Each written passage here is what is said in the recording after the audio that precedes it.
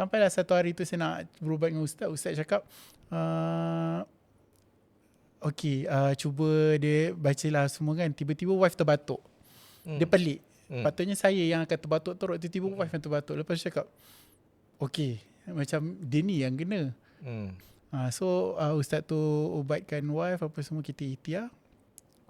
Lepas tu baru wife cakap, dah dekat berapa minggu ni rasa macam nyampah tu tengok muka saya, macam geram, tapi sebab dia bukan jenis cakap, so dia hadam je. Lepas tu ustaz tu cakap, benda tu tak dapat ke awak, dia hantar untuk memisahkan awak pula. Allahu Akbar. Sebab saya punya signature daripada awal, saya mula fashion ke dalam bridal ke, saya memang sentiasa dengan wife.